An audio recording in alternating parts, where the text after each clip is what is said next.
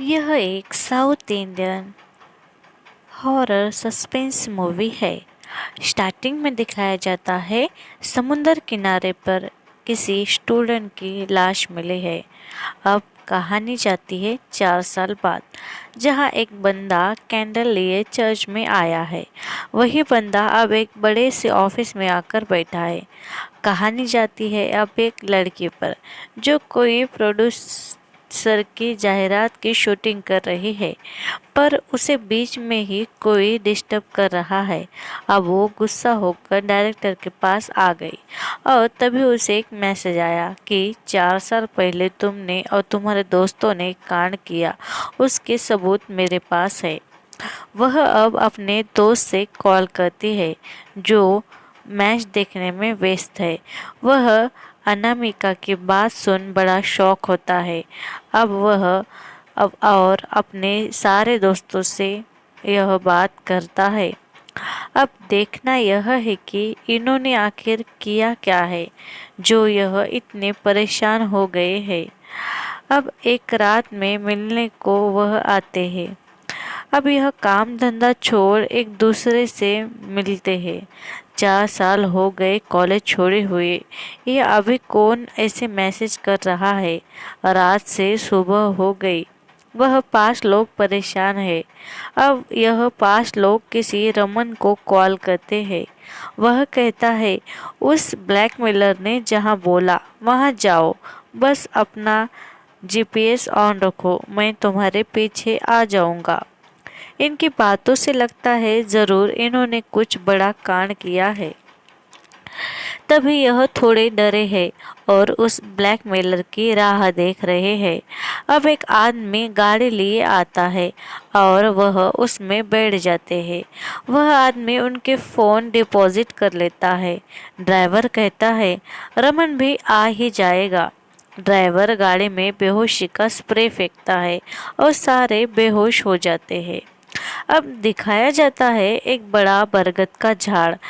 इस झाड़ के नीचे यह 5 लोग पड़े हुए हैं और इनमें से एक को होश आ जाता है। अब वह बाकियों को उठाता है, अनामिका, योगिता, निकी आदि। अब यह सोचते हैं हम कार में थे, अचानक यहाँ कैसे आए? तभी उन्हें एक घर दिखता है। वह सोचते हैं जाकर देखे क्या, और वह घर की ओर बढ़ते हैं।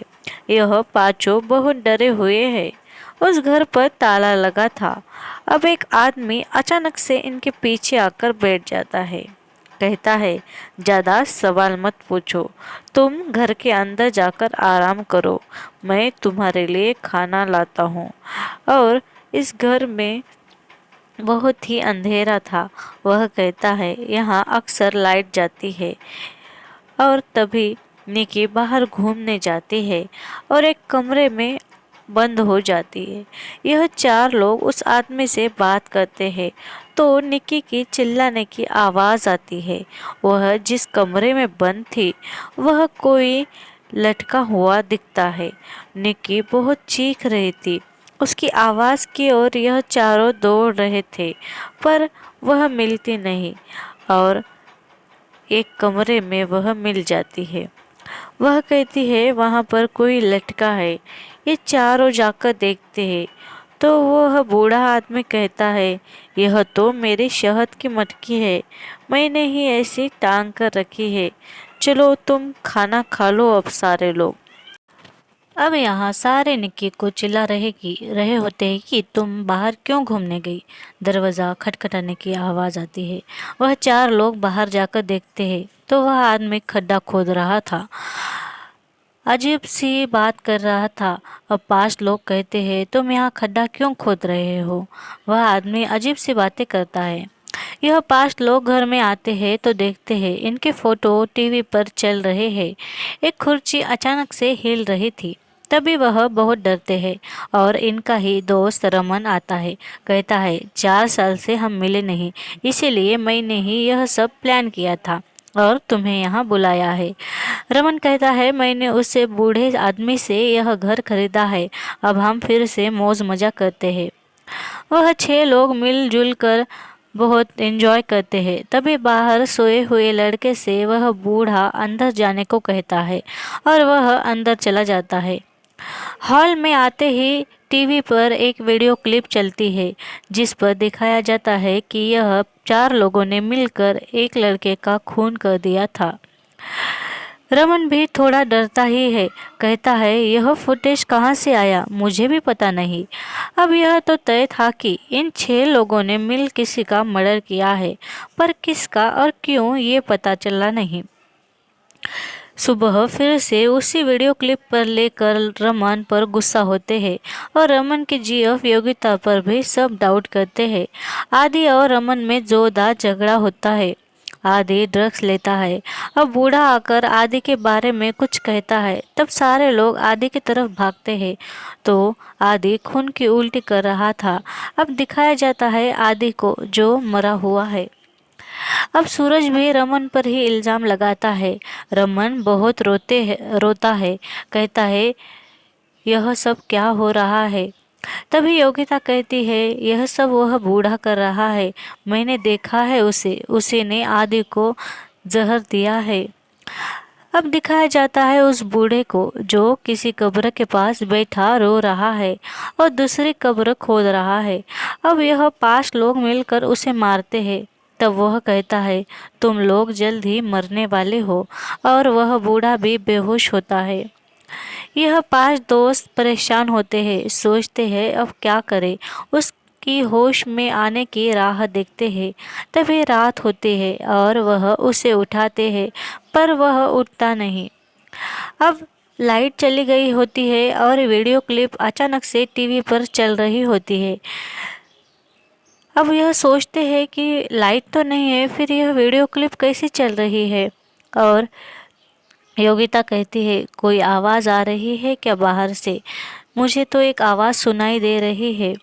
वह दरवाजे के पास जाती है और अचानक से उसे कोई बाहर खींच लेता है। उसके चिल्लाने की आवाज़ आती है। अब यह चारों देखते हैं तो योगिता मरी थी।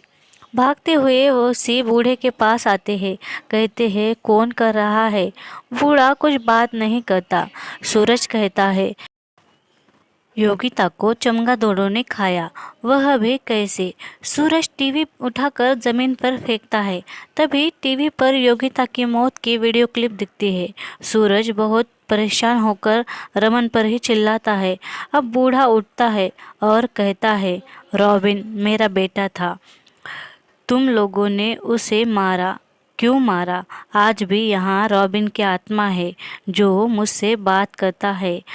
अनामिका से मेरा बेटा प्यार करता था, फिर तुमने उसे क्यों मारा।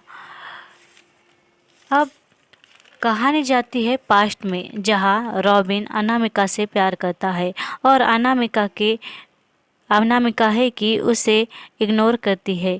एक दिन अनामिका बैठी थी इन 5 लोगों के साथ, तभी रॉबिन उसे चिट्ठी लाकर देता है।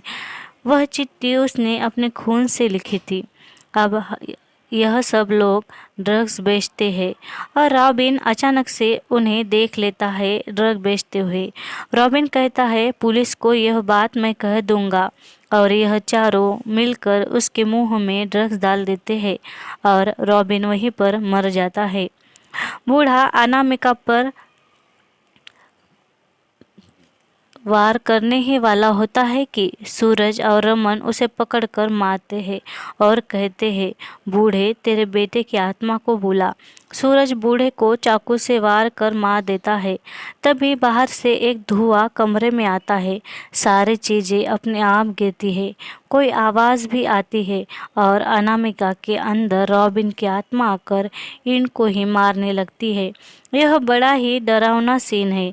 अब बचे थे रमन, सूरज और अनामिका। सूरज को भी मार देती है। अनामिका को छोड़ बाकी सारे लोग मर जाते हैं। अनामिका ने भले ही रॉबिन का प्यार ठुकराया था, मगर उसने रॉबिन का मर्डर किया नहीं।